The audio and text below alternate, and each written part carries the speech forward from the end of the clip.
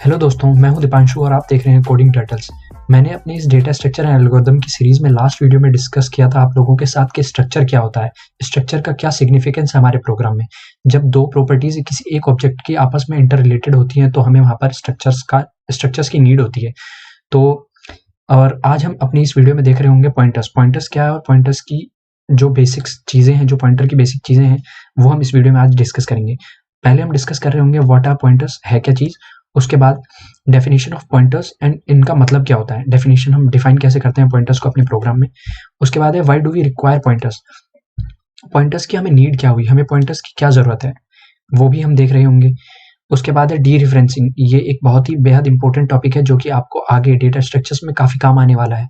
तो उसके लिए मैं डी रेफरेंसिंग को इसी वीडियो में आप लोगों को क्लियर करूंगा। उसके बाद है dynamic memory allocation. Dynamic memory allocation भी ये भी एक बहुत ही इंपॉर्टेंट पार्ट है। जब हमें डायनेमिकली मेमोरी ब्लॉक्स चाहिए होते हैं अपनी मेमोरी से, सिस्टम से, उस वक्त हमें डायनेमिक मेमोरी एलोकेशन जो कंसेप्ट है उसका यूज़ करते हैं। मैं अभी आपको बताऊंगा कि ये सब क्या होता है। तो सबसे पहले हम शुरुआत करते हैं कि पॉइंटर्स होता क्या है। जब हम अपने प्रोग्राम में कोई भी वेरिएबल्स या फिर किसी भी मेमोरी की हमें रिक्वायरमेंट होती है तो हमारा प्रोग्राम जो है वो मेमोरी लेता है स्टैक से। प्रोग्राम होता है ये मेन मेमोरी है हमारी। मेन मेमोरी को 3 पार्ट्स में डिवाइड करता है। ये पहला पार्ट होता है हीप, और फिर होता है हमारे पास स्टैक, और एक पार्ट होता है हमारे पास ये होता है कोड सेक्शन, जिधर हमारा कोड लोड होता है। उसके बाद इसमें होता क्या है कि जब भी हम कोई भी चीज़ डिक्लेयर कर रहे होते हैं, जैसे लेट सपोज हम इंट ए, इसको हमने 10 ये डिक्लेयर किया अपने प्रोग्राम में, तो उसको स्टैक में मेमोरी मिल जाएगी, स्टैक पार्ट में मेमोरी मिल जाएगी। इस वेरिएबल का नाम होगा ए, और इसमें जो भी हमने वैल्यू रखी है वो इधर हो जाएगा। लेकिन अब रिक्वायरमेंट हमें पॉइंटर्स की क्या है, इसके लिए हमें ये समझने की ज़रूरत है कि हम पॉइंटर्स का यूज़ क्या है।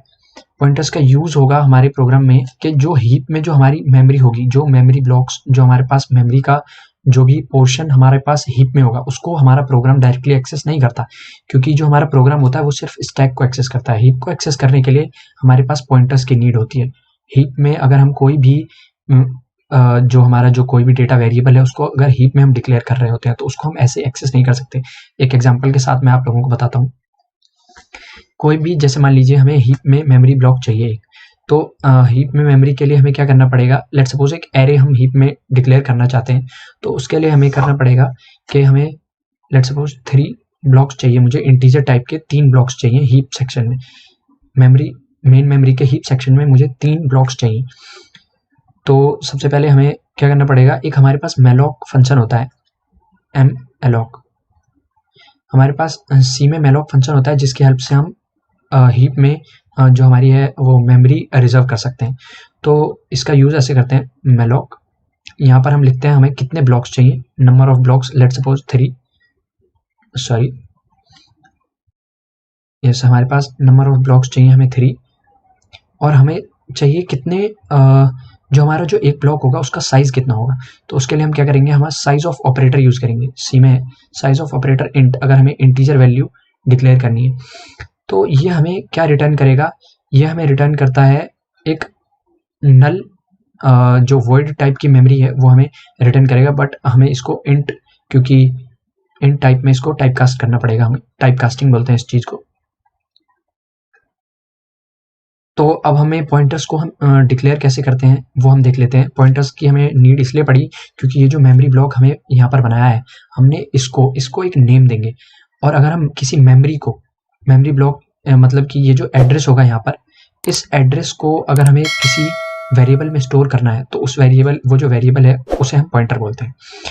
तो बेसिकली यहाँ पर जो पूरा कंसेप्ट हमारा ये था कि हम किसी भी मेमोरी ब्लॉक को एक्सेस करने के लिए कोई वेरिएबल, जिस वेरिएबल में हम उस मेमोरी ब्लॉक का एड्रेस रख सकें, ये ऐसे वेरिएबल की नीड आती है हमें, और ऐसे वेरिएबल को हम पॉइंटर बोलते हैं। तो इसको डिक्लेयर करने का बहुत ही आसान तरीका है, जिस टाइप के हम वेरिएबल को पॉइंट कर रहा होगा हमारा पॉइंटर, उसी टाइप का हमारा पॉइंटर भी होगा। तो इंट टाइप का हम पॉइंटर बनाएंगे, और ये एस्ट्रिक, और ये लेट सपोज PTR, ये हमारा वेरिएबल का नाम, हमने यहाँ कुछ भी आप रख सकते हैं, जैसे P और कुछ भी।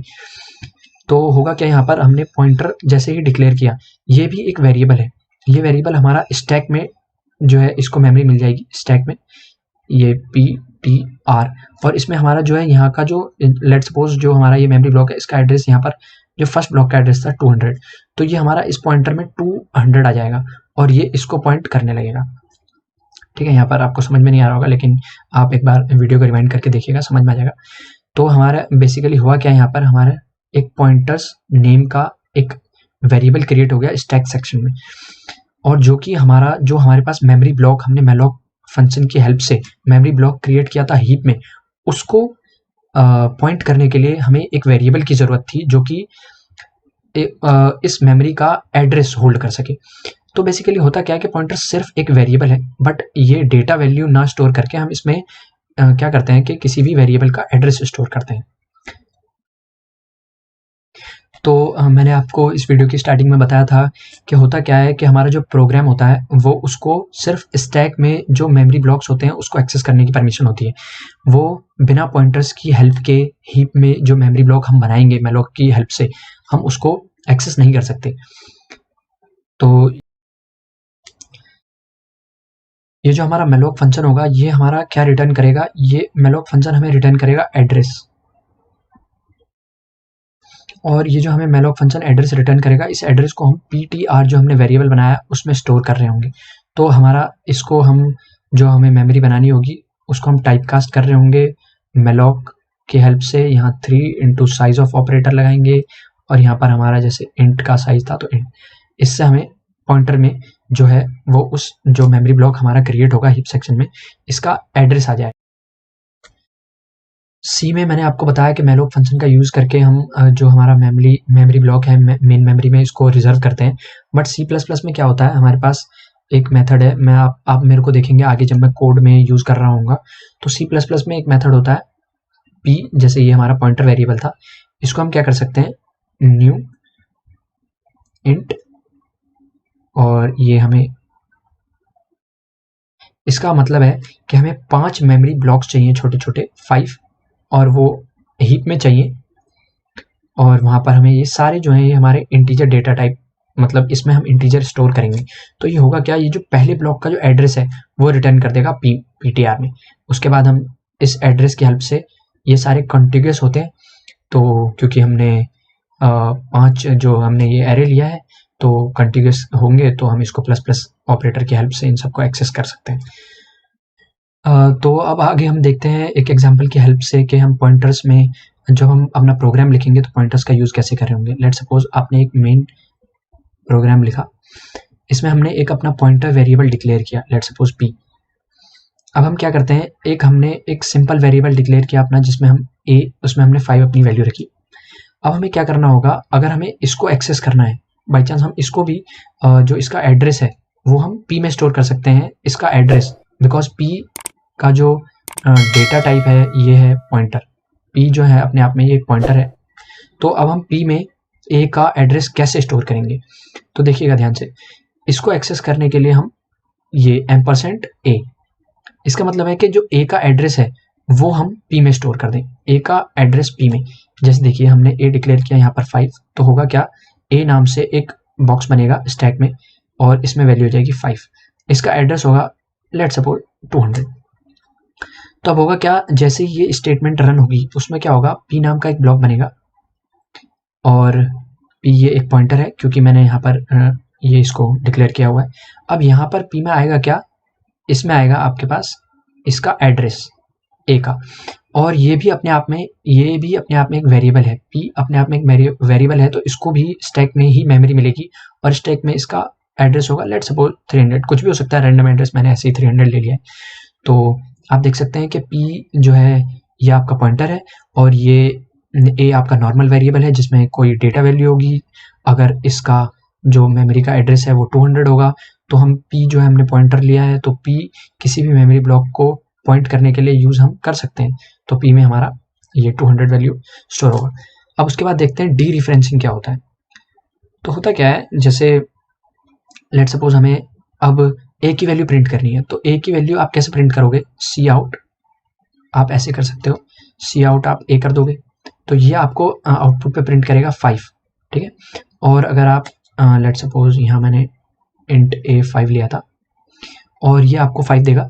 अगर आप सी आउट जो हमारे पास p है, p की वैल्यू हमने क्या रखी थी, p में हमने डाला था m%a। तो अगर हम p को डी रिफरेंस करते हैं, ये होता है, इसका मतलब होता है वैल्यू एट p। वैल्यू ये जो है इसका स्ट्रिक का मतलब होता है वैल्यू एट p। तो जो p है इसके लेट सपोज p में ये 200 रखा था, जो a का एड्रेस था, तो होगा क्या कि वैल्यू एट p का मतलब है p में जो 200 है इस पर कितनी वैल्यू है, तो ये हो जाएगा 5। तो ये भी आपका बेसिकली 5 ही प्रिंट करेगा। तो इसको बोलते हैं डी रिफरेंसिंग। कोई भी पॉइंटर है, पॉइंटर में इसकी वैल्यू रखी है, तो इसको डी रिफरेंस करने के लिए हम एस्ट्रिक का यूज करते हैं। ये आपका एग्जैक्टली ये ए होता है। ठीक है, तो फिर दोस्तों आज की वीडियो में इतना ही था पॉइंटर्स में, और मैंने आपको बताया कि मैलॉक क्या होता है, मैलॉक फंक्शन का यूज क्या होता है सी में, और मैंने इसमें वीडियो में डिस्कस किया है कि डी रिफरेंसिंग क्या होती है। इन्हीं का ये जो छोटे छोटे बेसिक्स हैं, इनका हमें डेटा स्ट्रक्चर एल्गोरिथम में आगे बहुत नीड आने वाली है, तो इसलिए मैंने सोचा कि ये आपको पहले ही क्लियर रहेगा, तो काफ़ी हेल्प होगी आपकी। थैंक्स फॉर वॉचिंग दोस्तों, आज की वीडियो में सिर्फ इतना ही था। मिलते हैं अगली वीडियो में रेफरेंसेस के साथ।